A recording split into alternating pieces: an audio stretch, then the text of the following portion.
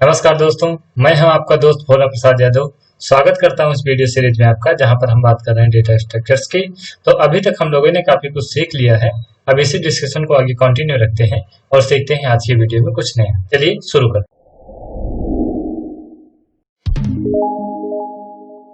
तो आज की वीडियो में हम आपको बताएंगे कि स्पार्स मैट्रिसेस क्या होते हैं। देखते हैं स्पार्स मैट्रिसेस क्या होते हैं।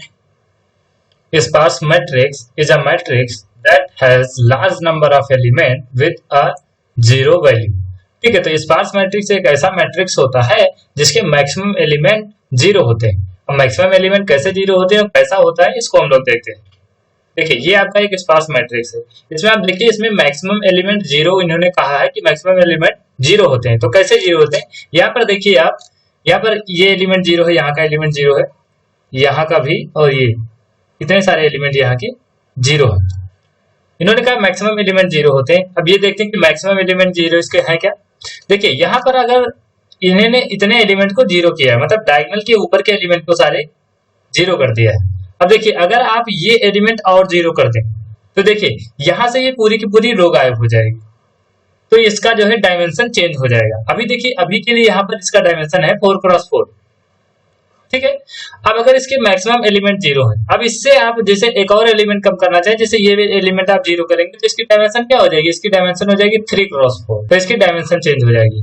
तो स्पार्स मैट्रिक्स ऐसे मैट्रिक्स होते हैं जिसके मैक्सिमम एलिमेंट जीरो होते हैं। इससे ज्यादा अगर आप एलिमेंट को जीरो करते हैं तो उसकी डायमेंशन चेंज हो जाएगी। ठीक है, अच्छा, आप अगर ये एलिमेंट यहाँ से हटाना चाहें तो यहाँ से ये पूरा का पूरा कॉलम गायब हो जाएगा, तभी इसकी डायमेंशन चेंज होकर इस बार डायमेंशन इसकी हो जाएगी 4x3। स्पार्स मैट्रिसेस ऐसे मैट्रिक्स होते हैं जिसके मैक्सिमम एलिमेंट जीरो होते हैं। अब अच्छा, स्पार्स मैट्रिक्स की जरूरत क्या होती है, इसको क्यों यूज करते हैं, ये हम लोग देखते हैं। देखिए, in order to efficient utilise the memory, specialised algorithm and data structure that take advantage of the sparse structure should be used.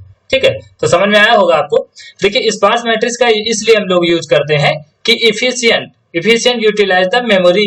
ठीक है, तो हम लोग की इफिशिएंटली मतलब ज्यादा से ज्यादा मेमोरी को यूज कर सके।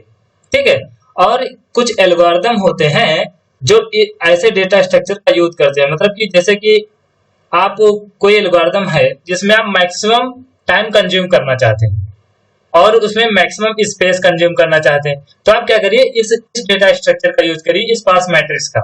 इसमें क्या होगा, क्योंकि मैक्सिमम एलिमेंट इसमें जीरो है। देखिए, यहाँ पर जब आप लूप चलाएंगे तो इस एलिमेंट पर लूप आएगा, लेकिन क्योंकि यहाँ का एलिमेंट जीरो है तो इसको हम एक्सेस नहीं करेंगे, इसको ऐसे पास होने देंगे। ठीक है, यहाँ से पास हो जाएंगे। तो देखिए, यहाँ पर इस एलिमेंट के लिए टाइम कंज्यूम होगा, इस एलिमेंट के लिए मतलब मैक्सिमम टाइम इसमें कंज्यूम होगा, और देखिए मैक्सिमम मेमोरी भी कंज्यूम होगी। ठीक है, मैक्सिमम मेमोरी भी कंज्यूम होगी।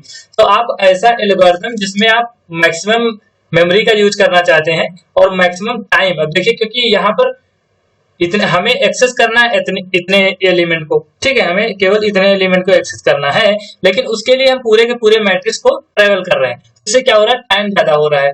ठीक है, और मेमोरी का यूटिलाइजेशन अच्छे से हो रहा है। यहाँ पर देखिए मैक्सिमम मेमोरी हम लोग यूज कर रहे हैं। ठीक है, इतने मेमोरी खाली है, जबकि हमारे जो डेटा स्ट्रक्चर है उसमें ये मेमोरी मतलब कि इसमें ये मेमोरी रिजर्व है, लेकिन इसका हम लोग यूज नहीं कर रहे हैं। तो ये होता है आपका स्पार्स मैट्रिक्स। तो जब हमें किसी एल्गोरिथम में मैक्सिमम टाइम और मैक्सिमम स्पेस की कंज्यूम करने की जरूरत होती है तो हम लोग इस मैट्रिक्स का यूज करते हैं।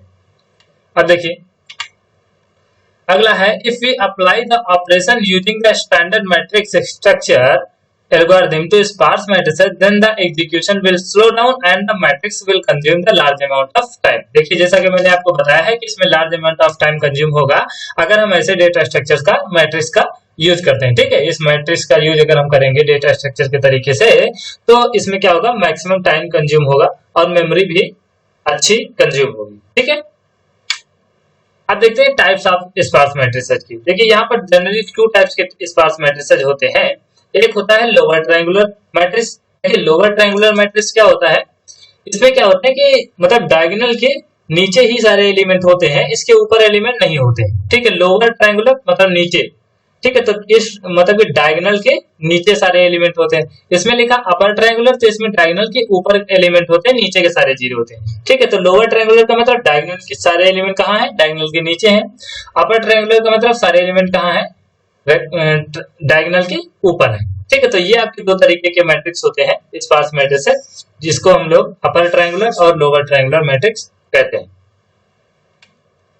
अब देखते हैं कि to store the sparse matrices efficiently in the memory. अच्छा, अगर आप चाहें तो स्पार्स मैट्रिक्स, जैसे आपने वो पर्टिकुलर एल्गोरिथम को एग्जीक्यूट करा लिए, अब आप चाहते हैं कि स्पार्स मैट्रिक्स जो है आप इतना टाइम कंज्यूम ना करें, तो इसको आप तुरंत कन्वर्ट कर लीजिए, स्पार्स मैट्रिक्स को सेव कर लीजिए किसी एरे में।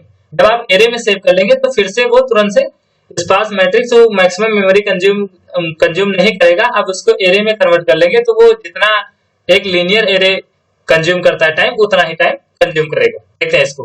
देखिए, जैसे आपके पास ये स्पार्स मैट्रिक्स है, तो इसको आप वन डायमेंशनल एरे में सेव कर सकते हैं। कैसे कर सकते हैं? आपको पता है कि किसी भी टू डायमेंशनल एरे को या फिर मैट्रिक्स टाइप का जो डेटा होता है उसको हम लोग वन डायमेंशनल एरे में दो तरीके से सेव करते हैं, एक तो रो मेजर ऑर्डर, दूसरा कॉलम मेजर ऑर्डर। ठीक है, तो इसको आप दो तरीके से सेव कर सकते हैं। एक row major order, row major order में आपको पता कैसे सेव करते हैं, सबसे पहले फर्स्ट रो को सेव करते हैं, तो या इस रो का एलिमेंट आया, बाकी सारे जीरो है तो कुछ नहीं करेंगे। ये फिर इस रो का एलिमेंट सेव करेंगे, फिर इस रो के एलिमेंट को सेव करेंगे, फिर इस रो के एलिमेंट सेव करेंगे। ये होता है आपका row major order. Column major order आपको पता है, कॉलम मेजर ऑर्डर क्या होता है आपको बता दे रहा है। देखिए, कॉलम मेजर ऑर्डर में आप डेटा को कॉलम वाइज सेव करते हैं। सबसे पहले फर्स्ट कॉलम का डेटा, फिर सेकंड कॉलम का डेटा, फिर थर्ड कॉलम का डेटा, फिर लास्ट कॉलम का डेटा, ऐसे करके कॉलम वाइज हम लोग डेटा को सेव करते हैं। ठीक है, तो स्पार्स मैट्रिक्स को आप अगर चाहते हैं कि अब ये एल्गोरिथम मैक्सिमम, मतलब कि अब ये स्ट्रक्चर अगर आप चाहते हैं कि मैक्सिमम टाइम कंज्यूम ना करे या मैक्सिमम मेमोरी कंज्यूम ना करे, तो इसको आप फटाक से कन्वर्ट कर लीजिए इसमें वन डायमेंशनल एरे में, और वन डायमेंशनल एरे में केवल उन्हीं एलिमेंट्स को सेव करिए जो नॉन जीरो हो। ठीक है, जो जीरो हो उनसे हमें कोई मतलब नहीं है, नॉन जीरो एलिमेंट को आप सेव कर लीजिए। यहाँ पर लिखा हुआ है वन डायमेंशनल एरे विच स्टोर नॉन जीरो एलिमेंट्स। ठीक है, जिसमें नॉन जीरो एलिमेंट आप स्टोर करेंगे, तो आपका देखिए ये फिर से एक वन डायमेंशनल एरे में चेंज हो जाएगा, और ये फिर मतलब कि अच्छे से मतलब आपका मेमोरी और टाइम सेविंग हो जाएगी। ठीक है, तो ये फिर से आपका टाइम और मेमोरी कम कंज्यूम होने लगेगा। ओके, देखिए अब ट्राई डायगोनल मैट्रिक्स। देखिए, एक और टाइप का मैट्रिक्स होता है जिसको हम लोग स्पार्स मैट्रिक्स कहते हैं, वो भी होता है, इसको हम आपको बता दे रहे हैं। हालांकि ये बहुत रेयर केस पूछा जाता है, लेकिन हम आपको फिर भी बता दे रहे हैं। ठीक है, देखिए ये होता है, इसको हम लोग ट्राई डायगोनल मैट्रिक्स कहते हैं। ट्राई डायगोनल से आपको समझ में आ रहा होगा कि इसको ट्राई डायगोनल क्यों कहते हैं, क्योंकि इसमें डायगोनल, एक तो डायगोनल मेन डायगोनल होता है और इसके दो डायगोनल और होते हैं। ठीक है, मेन डायगोनल को छोड़कर दो डायगोनल इसके और होते हैं, जो इस मेन डायगोनल के जस्ट ऊपर होता है और एक मेन डायगोनल के में नीचे होता है। या फिर अगर आप इसे डायगोनल मैट्रिक्स भी कहना चाहते हैं, तो इसके जो मेन डायगोनल के ऊपर के सारे एलिमेंट है उनको जीरो कर दीजिए और मेन डायगोनल के नीचे के सारे एलिमेंट को जीरो कर दीजिए, तो ये आपका डायगोनल मैट्रिक्स बन जाएगा। हालांकि इसको ट्राई डायगोनल मैट्रिक्स इसलिए हम लोग कहते हैं क्योंकि इसमें थ्री डायगोनल्स होते हैं। ठीक है, अब देखते हैं इन tridiagonal matrices element with a non-zero value can appear only in the diagonal or immediately above or below the diagonal। ठीक है, तो देखिए यहाँ पर इन्होंने बताया है कि जो ट्राई डायगोनल मैट्रिक्स होता है उसमें या तो नॉन जीरो जो एलिमेंट होते हैं वो या तो डायगोनल में होते हैं या फिर उसके नीचे और ऊपर हो सकते हैं। ठीक है, उसके ऊपर वाले डायगोनल में या नीचे वाले डायगोनल में हो सकते हैं। तो ये तीन तरीके से हो सकता है, या तो इसके डायगोनल के एलिमेंट केवल नॉन जीरो होंगे, बाकी सब जीरो होंगे। दूसरा हो सकता है कि डायगोनल के नॉन जीरो हो और इसके डायगोनल के अबव जो डायगोनल है उसके एलिमेंट नॉन जीरो हो। या फिर क्या हो सकता है कि डायगोनल के एलिमेंट नॉन जीरो हो और अपर और लोअर, मतलब कि बिलो और अबव के जो डायगोनल है उसके एलिमेंट भी नॉन जीरो हो। तो ये आपका होता है ट्राई डायगोनल मैट्रिसेस। देखिए, अब आपको पता है, अगर इसमें हम देखें, क्योंकि यहाँ पर देखिए एक तो मेन डायगोनल का एलिमेंट जीरो नहीं है। ठीक है, मेन डायगोनल एलिमेंट जीरो नहीं, और डायगोनल से जस्ट नीचे जो डायगोनल है और मेन डायगोनल के जस्ट ऊपर जो डायगोनल है उसके एलिमेंट जीरो नहीं है। तो इसका मतलब क्या हुआ, A of I J equal to zero where I minus J is greater than -1। देखिए इसका मतलब आप समझ लीजिए। देखिए यहाँ पर देखिए, जब आप इस मैट्रिक्स पर हैं तो यहाँ पर आई और जे की वैल्यू कितनी है आपको पता है, आई यहाँ पर है जीरो, जे है यहाँ पर जीरो। तो देखिए आई माइनस अगर जे आप करेंगे तो आपको कितना मिलेगा, आपको मिलेगा जीरो। ठीक है, तो इन्होंने कहा है कि अगर मॉड आई माइनस जे की वैल्यू ग्रेटर देन 1 आती है तो वो सारे एलिमेंट क्या होंगे, जीरो होंगे। तो देखिए हम यहाँ से अगर इस एलिमेंट की पोजीशन देखें तो यहाँ का एलिमेंट जीरो होगा कि नहीं होगा, हालांकि यहाँ है, हम इसको चेक करते हैं। यहाँ देखिए रो की वैल्यू कितनी है, रो की वैल्यू तो जीरो है, कॉलम की वैल्यू कितनी है 2, कॉलम की वैल्यू 2 है, ग्रेटर देन 1 हमें करना है। तो देखिए यहाँ से कितना आया -2, और -2 का हम लोग मॉड लेंगे, -2 का मॉड लेंगे तो कितना हो जाएगा, 2 ग्रेटर देन 1, ठीक है। और यहाँ से क्या हुआ, अगर ऐसा होता है, ये कंडीशन ट्रू है ना, 2 इज ग्रेटर देन 1, तो ये एलिमेंट यहाँ का 0 होगा और यहाँ का एलिमेंट 0 भी है। तो देखिए इससे आप ऐसे शो कर सकते हैं ट्राई डायगोनल मैट्रिक्स को कि ट्राई डायगोनल मैट्रिक्स के एलिमेंट कब 0 होंगे और कब नहीं 0 होंगे। In the main diagonal i equal to j element n, सही बात है। देखिए यहाँ पर मेन डायगोनल में क्या होता है, हमेशा i और j की वैल्यू दोनों बराबर रहती है। देखिए यहाँ पर 4 और 1 में देखिए यहाँ पर i की वैल्यू 0 है, j की वैल्यू 0 है।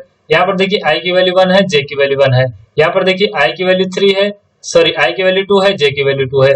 ऐसे आप देखेंगे मेन डायगोनल में i और j की वैल्यू दोनों सेम रहती है। इसका मतलब i j की वैल्यू अगर सेम रहती है तो डायगोनल मेन डायगोनल में कितने एलिमेंट होंगे, n एलिमेंट होंगे, ठीक है, n एलिमेंट होंगे। दूसरी बात आप देखिए below the main diagonal i equal to j plus 1, देखिए जो एलिमेंट इसके बिलो में होते हैं, डायगोनल मेन डायगोनल के नीचे होते हैं, उसमें i की वैल्यू होती है j प्लस 1 होती है, ठीक है। j की वैल्यू जो होगी वो i की वैल्यू उससे एक ज्यादा होगी। देखिए यहाँ पर इस एलिमेंट की हम पोजीशन देखते हैं, यहाँ पर i कितना है, i है 1 और j कितना है 0, j है 0, तो मतलब ये कंडीशन सेटिस्फाई होगी क्योंकि i कितना है, i है 1 और j है 0। आपका फॉर्मूला क्या है, i equal to j plus 1, तो ट्रू हो रहा है ना कंडीशन। तो यहाँ के एलिमेंट जो डायगोनल के बिलो वाले एलिमेंट होते हैं उसमें j जो होता है उससे i हमेशा एक ज्यादा होता है, ठीक है, उससे i हमेशा एक ज्यादा होता है। इसी तरीके से जो मेन डायगोनल के ऊपर होते हैं एलिमेंट ऊपर होते हैं उसमें i equal to j minus 1 होता है, मतलब जितना j होगा i उससे कम होगा, ठीक है। तो i इक्वल टू कितना होगा, j माइनस 1। चेक कर लेते हैं, देखिए जैसे ये आपका एलिमेंट है तो यहाँ पर i की वैल्यू कितनी है 1, j की वैल्यू कितनी है 2, तो सही है, ट्रू कंडीशन, ठीक है। तो यहाँ पर आप देखिए कि i की वैल्यू हमेशा एक कम होगी j से, और बिलो वाले में आपने बताया कि i की वैल्यू हमेशा ज्यादा होगी j से एक, ठीक है। तो देखिए क्योंकि i की वैल्यू एक ज्यादा है तो यहाँ पर एलिमेंट कितने होंगे n माइनस 1, ठीक है, एलिमेंट कितने होंगे n माइनस 1। इसी तरीके से इसमें भी एलिमेंट n माइनस 1 होंगे क्योंकि एक का डिफरेंस हो रहा है ना दोनों में, तो इसलिए एक एलिमेंट कम होगा इसमें। जितने जैसे आपकी डायमेंशन है, मान लीजिए n क्रॉस n की डायमेंशन है किसी मैट्रिक्स की, तो जो डायगोनल में एलिमेंट होंगे वो n होंगे और जो इसके अबव डायगोनल होगा उसमें n माइनस 1 एलिमेंट होंगे और जो बिलो डायगोनल होगा उसमें भी n माइनस 1 एलिमेंट होंगे। मतलब टोटल कितने एलिमेंट हो जाएंगे, टोटल एलिमेंट हो जाएंगे 3n माइनस 2, ठीक है। तो इसमें टोटल एलिमेंट होंगे 3n माइनस 2, ठीक है। इससे ज्यादा आप इसमें कम कर भी नहीं सकते क्योंकि ये फिर ट्राई डायगोनल नहीं रह जाएगा, ठीक है। जैसे आप यहाँ पर मैट्रिक्स रखेंगे तो ये ट्राई डायगोनल नहीं रह जाएगा, इसकी डायमेंशन चेंज हो जाएगी। यहाँ पर कुछ कोई एलिमेंट अगर आप रख देंगे तो ये ट्राई डायगोनल नहीं रह जाएगा, ये चेंज हो जाएगा मैट्रिक्स, ठीक है। तो आशा है आपको समझ में आया होगा। चलिए आगे देखते हैं। अब देखिए ट्राई डायगोनल के एलिमेंट को कैसे आप स्टोर करते हैं, इसमें कुछ तरीका चेंज होता है। Row major order, column major order तो सेम होता है, एक इसमें डायगोनल मेजर ऑर्डर होता है, वो हम लोग देखेंगे इसमें। देखिए ये आपका ट्राई डायगोनल मैट्रिक्स है, इसमें देखिए एक तो रो मेजर ऑर्डर होता है। रो मेजर ऑर्डर आपको पता है, जल्दी से आपको बता देते हैं। पहले रो का एलिमेंट फिर सेव करते हैं, फिर सेकंड रो का, थर्ड रो का, ऐसे करके एलिमेंट सेव करते हैं। और आपको पता है कि ये जो स्पार्स मैट्रिक्स होते हैं इसमें जब एरे को वन डायमेंशनल एरे में सेव करते हैं, सॉरी मैट्रिक्स को वन डायमेंशनल एरे में सेव करते हैं, तो इसमें केवल उन्हीं एलिमेंट्स को सेव करते हैं मेमोरी में जो नॉन जीरो होते हैं, ठीक है। अब कॉलम मेजर ऑर्डर में मैंने आपको बताया था कि इसमें कॉलम वाइज डेटा को सेव करते हैं, तो इसमें सबसे पहले फर्स्ट रो का, फर्स्ट कॉलम का, फिर सेकंड कॉलम का, फिर थर्ड कॉलम का, ऐसे करके डेटा को स्टोर करते हैं। तो आपको पता ही है कि डेटा कौन से स्टोर करेंगे, जो नॉन जीरो होंगे। अब एक और होता है यहाँ पर एक, जिसको हम लोग कहते हैं डायगोनल वाइज मैपिंग, ठीक है। डायगोनल वाइज मैपिंग या डायगोनल मेजर ऑर्डर भी आप इसको कह सकते हैं। इसमें डायगोनल वाइज एलिमेंट को सेव करते हैं। सबसे पहले क्या करेंगे, सबसे पहले सबसे नीचे वाले डायगोनल के डेटा को स्टोर करेंगे, ठीक है। सबसे पहले सबसे नीचे वाले डायगोनल के डेटा को स्टोर करेंगे। तो देखिए यहाँ से हमने किया 5 9 4 5 8, ठीक है, 5 9 4 5 8, ठीक है। यहाँ देखिए 5 9 4 5 8 है ना, ये पहले हमने इसके एलिमेंट को स्टोर किया। फिर क्या करेंगे, जो आपका मेन डायगोनल है उसके डेटा को स्टोर करेंगे। इसमें 4 1 3 2 7, ठीक है। यहाँ पर देखिए 4 1 3 2 7, ठीक है, 4 1 3 2 1 7। यहाँ पर इसके बाद में क्या करेंगे, सबसे एबव जो आपका डायगोनल है उसके एलिमेंट को स्टोर करेंगे, ठीक है। तो यहाँ पर देखिए एबव डायगोनल है उसके एलिमेंट को स्टोर करेंगे, तो क्या आएगा 1 2 1 2 9, ठीक है, 1 2 1 2 9। तो ऐसे एलिमेंट, ऐसे जो ट्राई डायगोनल होता है उसके ऐसे ट्राई डायगोनल जो मैट्रिक्स होता है उसके एलिमेंट को हम स्टोर करते हैं। ठीक है, देखिए अब एप्लीकेशन आप एरे देखें कि एप्लीकेशन की जरूरत क्या होती है। आपने देखा अभी तो कि एरे का हमने कहाँ कहाँ पर यूज किया है, आपको समझ में आया होगा, फिर भी एक बार हम आपको रिवाइज करवा देते हैं कि एप्लीकेशन क्या होता है, क्योंकि अब एरे लगभग आपका खत्म हो गया है। अब हम लोग अगला इनकमिंग वीडियो होगा उसमें हम लोग लिंक लिस्ट के बारे में सीखेंगे। ठीक है, तो देखते हैं एरे के एप्लीकेशन क्या होते हैं, कहाँ कहाँ ये एरे यूज होते हैं। सबसे पहले array are frequently used in C as they have number of useful application। क्या एप्लीकेशन होते हैं वो देखते हैं। Array are widely used in implement mathematical vector matrices and other kind of rectangular table। ठीक है, आपको पता है कि इसमें आप वेक्टर्स को सेव कर सकते हैं। ठीक है, वेक्टर्स को सेव कर सकते हैं आप, और मैट्रिक्स तो आपने अभी अभी देखा ही है, और जितने भी रेक्टेंगुलर टेबल होते हैं उनको आप मैट्रिक्स के फॉर्म में सेव कर सकते हैं। ठीक है, और सॉरी इसको आप एरेज में two dimensional array, 3 dimensional array का यूज करके आप सेव कर सकते हैं। ठीक है, अगला देखते हैं। Many database include 1 dimensional array which element are record. ठीक है, डेटाबेस में जो एलिमेंट आपको पता है स्टोर होते हैं वो रो और कॉलम के फॉर्म में स्टोर होते हैं, तो उसमें भी आप 1 डायमेंशनल एरे या 2 डायमेंशनल एरे या कुछ भी एरे का यूज आप कर सकते हैं। ठीक है, अब देखिए array are use in implement the other data structure such as string, stacks. क्यों? आपको पता है कि एरे एक बहुत ही इंपॉर्टेंट रोल प्ले करता है स्ट्रिंग और स्टैक क्यों को क्रिएट करने में, ये बहुत ही अच्छा काम करता है। ठीक है, तो ये आपका होता है अगला एप्लीकेशन एरे का हुआ। यहाँ पर देखिए array can be use to storing element in ascending order और डिसेंडिंग ऑर्डर। सही बात है, इसमें आप एलिमेंट को सॉर्ट भी कर सकते हैं। ठीक है, एलिमेंट को असेंडिंग और डिसेंडिंग ऑर्डर में रख सकते हैं, इसका मतलब आप एलिमेंट को सॉर्ट भी कर सकते हैं। तो ये आपका हुआ एप्लीकेशन अगला। ठीक है, तो आशा है ये वीडियो आपको पसंद आई होगी। अगर ये वीडियो आपको पसंद आई है तो प्लीज अगर आप नए हैं तो चैनल को सब्सक्राइब कीजिए, वीडियो को लाइक कीजिए, और मिलते हैं अगले वीडियो में। तब तक के लिए धन्यवाद।